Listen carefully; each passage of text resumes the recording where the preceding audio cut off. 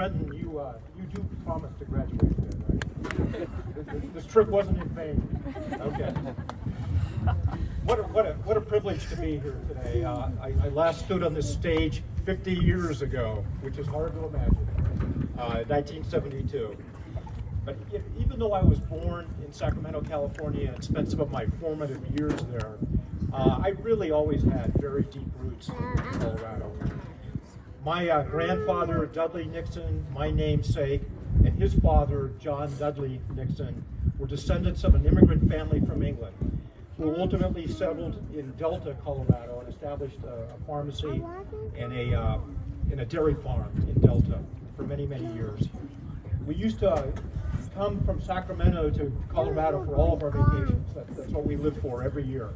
To come back for 2 or 3 weeks, and I would spend time with my grandfather, getting up early, milking cows, and it was a great experience. So finally, my parents in the late 60s decided that California was just too crazy for their 3 kids, and decided to relocate the family to Olathe. Seriously, in the 1960s, what was wrong with the Beach Boys, the Grateful Dead, the Black Panthers, and the Summer of Love in San Francisco? They didn't think so. As a consequence of our move, I attended Olathe High School from 1968 to 1972. And as you can imagine, at first that was a tough transition for me. Not only did I leave my first girlfriend, but Western Colorado was a very different environment. I certainly did not have cowboy or farmer credentials in 1968. But in hindsight, I learned many important lessons in Olathe at that stage in my life that I probably would not have experienced in California. Through my participation in the Future Farmers of America, I learned the basic principles of entrepreneurship in this country. Farmers, ranchers, and those who work the land are the first entrepreneurs in our great country. It demonstrated to me that ambition, hard work, and adherence to fundamental values can take you as far as you want to go in life. And yes, I hate to admit it, but I learned to raise pigs. And my mother, who's in the audience, can give you all the stories you'd like about that pig raising experience back in the 60s. Further, my graduating class of 43 alumni in 1973 was similar in size to your class. And it allowed a much more intimate environment with classmates and teachers than I would have had in the large public schools in California. Further, there was an important connection to my community and to my family by being in this environment. These early lessons played an important role in my subsequent success in these last 50 years since I was last here. First of all, your real learning in life is only beginning. While high school has provided you with an important foundation, your real learning starts now. You have to embrace the good and the bad of your life going forward as a constant learning experience. And when the failures and the bad things happen, there's always a lesson in that will be valuable for you going forward. Success in life always depends on hard work. There is no substitute. If you look at any successful figure in America today, whether it's in the arts, in business, in law, these people work hard. They're very dedicated to their professions. There is no substitute for that. You must always set your goals, have a plan, a life plan about where you want your life to go, and try to adhere to those goals. However, you must be flexible.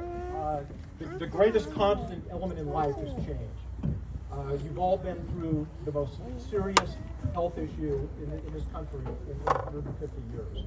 And nobody anticipated that, and that's the kind of change that is constant and that you must deal with. I myself, in 45 years, altered my career direction several times and ended up working in a diversity of industries, including the fossil fuel industry, consumer products, and technology. Finally, you must have faith and confidence in your own ability to achieve your goals. And if you believe in a divine creator, put your faith in that entity. It will serve you well. And most importantly, you must support and love your families. The family is still the nuclear structure of this country, and it bodes well for us going forward. However, there is one critical element to this map of success that you must not be minimized. The reason that this country is the greatest country in the history of the world is that our formation was based on a few fundamental elements that allowed for the creation of a capitalist free market and freedom to pursue our dreams. What are those basic principles? And I don't mean this to be a silly response. These are basic principles. Private property rights. Believe me, we have the world standard. Rule of law, based on an enduring Constitution and Bill of Rights. Free and competitive markets.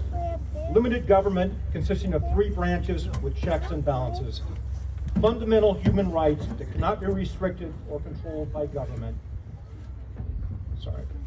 And finally, and perhaps most importantly, equal opportunity for everyone to explore their dreams and live their life to the fullest. Please don't take these principles for granted. They don't exist in many countries of the world.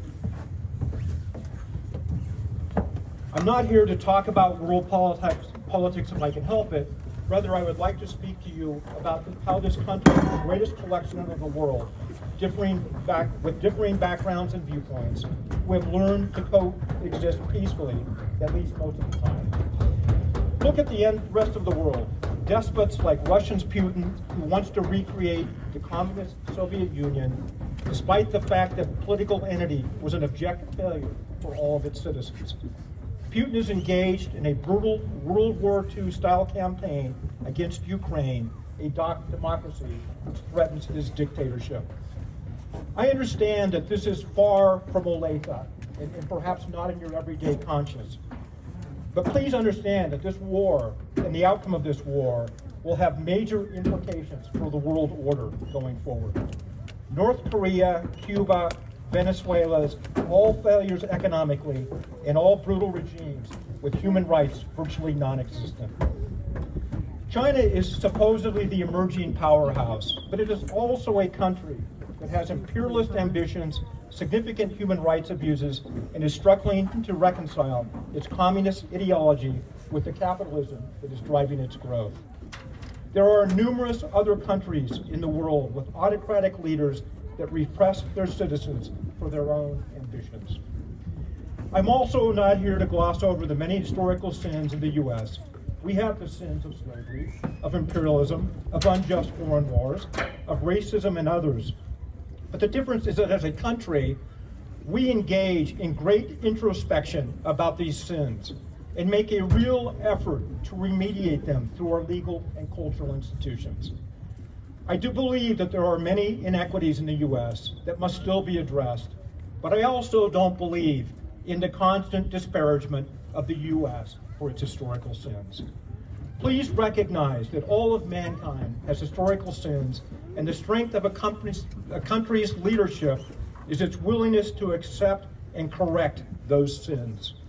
The Civil War of the 1860s and the Civil Rights Movement 100 years later are the most dramatic examples of our country's continued anguish to correct inequities. There is also currently a profound attack on business and free enterprise. Free enterprise has always been the historical driver of economic growth in this country and has also been the easy target of progressive politicians. Like many things in life, there are examples of companies that have behaved illegally or unethically, but they are a small minority. The mass majority of businesses in this country operate legally and ethically and create the jobs that drive our economic growth and should be supported and protected. To the contrary, the dramatic increase in government jobs in recent years are supported by our taxes and provide little real benefit to the economy. Actually, many of these jobs are a negative damper on business activity and the economy. I am sure that everyone here has an opinion about climate change. I'm not here to debate that, believe me. However, we must be realistic. From an economic standpoint, we are decades away from a so-called green future. While we are making progress in solar and wind power, they are uneconomical without government subsidies. They don't work at night or when the weather doesn't cooperate, and currently provide an insignificant portion of energy in this country and the world. We need to understand that there will be a long transition period from fossil fuels to green energy. There are major technological developments required for green energy to be effective on a national scale, and those are not likely to be available anytime soon. In the meantime, we have sufficient natural power to power this country for decades, and we should also revisit nuclear power as a viable source. There are countries such as France that have a 50-year accident-free experience with nuclear power. Germany is currently reconsidering going back to nuclear power to reduce its dependence on Russian oil. My point with all of this is that despite all of the challenges that we are facing, you are still in the best country on earth with the greatest opportunities. I just want you to be aware that there is a progressive government agenda that believes they can solve all of your problems with more taxation, more regulation, and more intrusion in your life. Please consider that when you cast your ballots in future elections, and please take an active role in elections and the political system and vote, because that is your duty as a citizen. Let your voices be heard. Democracy and capitalism are not a perfect system, but they have provided the greatest opportunities and wealth creation in the history of the world. Winston Churchill, the most renowned prime minister in the history of the United Kingdom, who led the UK through the Second World War, once said famously that democracy is the worst form of government except for all the others that have been tried. That's a very ironic statement. There is no other political economic system in the history of the world that has provided what this country has, not only for its own citizens, but with an unparalleled generosity to the entire world. Generosity starts with you, and you should strive to contribute to a better community. To finish up, you all know who Steve Jobs is, one of the most successful entrepreneurs in history, who founded Apple, one of the most influential companies in the world today. The following is a quote from Steve Jobs. When you grow up, you tend to get told that the world is the way it is, and your life is just to live your life inside that world. Try not to bash into the walls too much. Try to have a nice family, have fun, save a little money, but that's a very limited life. Life can be much broader once you discover one simple fact, and it is everything around that you call life was made up by people who were no smarter than you are. You can change it. You can influence it. You can build your own things that other people can use.